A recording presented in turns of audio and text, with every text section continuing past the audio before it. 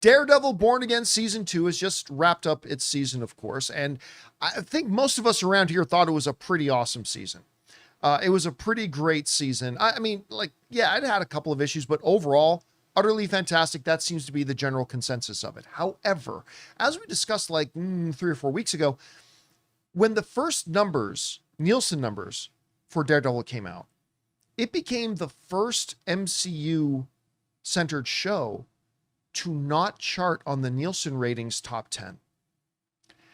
Then another report came out saying, actually, its numbers have dropped by 50% from the previous year. To which all of us went, well, wait a minute. Last season's Daredevil was pretty good. And this season is great. Like, what's with these Nielsen numbers? So there became a thought that since the show was so good this year, as week over week started to pass, that the numbers would start to bump up. However, according to this story, Daredevil Born Again is now 0 for 4 in the weeks that it potentially could chart. And once again, it did not chart on the Nielsen ratings. As we go over and take a look at those ratings, at number 1 was The Pit with, what's the number? 1,133 million minutes viewed.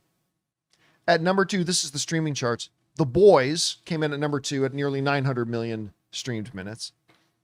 Trust Me, The False Prophet at 850 million. Love on the Spectrum. Then number 5 was Invincible. At number 6, Virgin River, which I have no idea what that is. At number 7, Big Mistakes, which I also have no idea what that is. It's another Netflix thing. At number 8, Beauty in Black, which I also have no idea what that is, but I believe it's another Netflix thing. Let me just double check. Yep, Netflix. At number 9, XO Kitty, which I also have no idea what that is. And then at number 10, the only entry for Apple TV was Shrinking. In at number 10. Once again, Daredevil failed to chart. And look, I've told people for a long time, there's a misconception over how big Daredevil ever was. Yes. Like even on Netflix, like because we all loved it, there's this perception that it was this massive hit for them. A bunch of people watched it, but it wasn't as big as one might think you remember it being. So I wasn't shocked, Rob, when the initial Nielsen numbers came out and we didn't see Daredevil charting. Maybe a little surprised, but not shocked. Not shocked. But I also at the same time really did suspect that, man, this season's so good, as we progress in weeks, we're going to start seeing it charting. And it hasn't. Rob, if I did a trivia question, what does Big Mistakes, Beauty in Black, and XO Kitty all have in common? They all had more viewers than Daredevil. And I never even heard of these shows. So here we are now. The assumption I made of it getting an audience and climbing the charts has not seemed to come to fruition. So, Rob, we asked the question again now in a little bit of a different context. Why has Daredevil Born Again, despite being as good as we all believe it really turned out to be, failed to really show any results in viewership numbers? Well, look, Daredevil, I'm going to get slammed for saying this, but Daredevil is a niche Marvel character. I don't think too many people would totally disagree with you on that. Yeah. Well, yeah, I mean, I love Daredevil. I've loved the Daredevil comics, but as far as the general population's view of Daredevil, and I'll say this, a lot of those shows, like I can only imagine that XO Kitty, Shrinking, Love on the Spectrum, or Love is Blind. Do you know what they have that Daredevil doesn't have? The female demographic. Now, I'm not saying that women are not watching Daredevil, but Daredevil is not really your female-centric show. Sure, there's always going to be the female audience for it. But what you need to break the Nielsen top 10 is you need a 4-quadrant show that young people, old people, men and women are watching. This show is not exactly, Daredevil is not the feel-good show. It's not Shrinking. You don't come away from it, especially this season. Yeah. You're not going to come away from it feeling like, oh. Right. Well, The Boys isn't actually a 4-quadrant show either. Right, but the boys though, the boys have a lot more broad-based characters. True. Yeah. And there's a humorous element to it. There's a satiristic element to it. There's a political element to it. So there's a lot more people that will watch it for other reasons. Where Daredevil is really a hardcore superhero show. Now, people can argue with me, but I'm just talking about you're asking me to speculate about the Nielsen numbers. And I also think that, like you pointed out, I don't think Daredevil was ever as huge as people make it out to be. It was on Netflix, 10 years ago? You know, and it was a different landscape. And remember, you're coming off of the success of the MCU at its height. And so the TV shows they had, hell, even Agents of S.H.I.E.L.D. ran more seasons than I ever thought it would.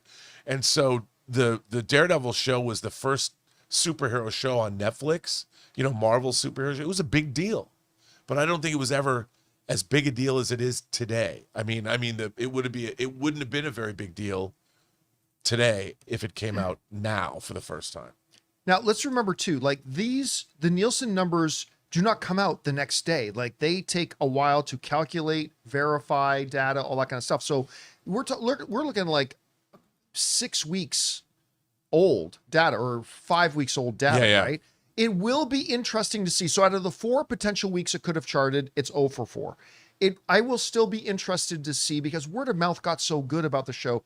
I'm still interested to see if at any point in the upcoming weeks, when the new Nielsen numbers come out, if we see like maybe it's week 6, does it get up there? Maybe it's week 7, maybe it's finale. I mean, I'm certainly going to still hold out hope because I thought it deserved some viewership. Guys, we want to take a second to thank a sponsor of today's video, BetterHelp. You know, guys, May is Mental Health Awareness Month, and I think it's a really important reminder that no matter what's going on in our lives, we don't have to go through it alone. And honestly, I think a lot of us carry around stress, anxiety, pressure, or uncertainty without ever really talking about it. Whether it's work, family, finances, or just trying to keep up with life, sometimes it can feel overwhelming. You guys know that one of the things I've learned is that nobody has all the answers on their own. Sometimes just having someone to talk to, someone who can listen and help you sort through what's on your mind, can make a huge difference. And therapy can be a really valuable tool for that. BetterHelp has over 30,000 licensed therapists and has helped more than 6 million people worldwide. They'll match you with a therapist based on a short questionnaire, and if you ever feel like it's not the right fit, you can switch to another therapist at any time. You don't have to be on this journey alone. Find support and have someone with you in therapy. Sign up and get 10% off at betterhelp.com/Campea. That's better,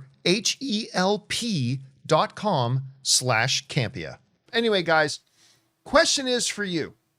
What do you think about this? Despite being really good and super positive word of mouth, it hasn't seemed to help Daredevil, at least when it comes to the ratings charts and not being able to get on them. Do you think eventually it could get there? Whatever you guys think, jump down into the comments section below and let us know your thoughts. Hey guys, thanks so much for watching this video. Make sure you like the video, leave a comment, and subscribe to our channel. And don't forget, we have a daily podcast called the John Campea Show podcast, available on Apple Podcasts, Spotify, or your favorite podcasting app of choice. Go and subscribe to it today so it'll be there when you need it.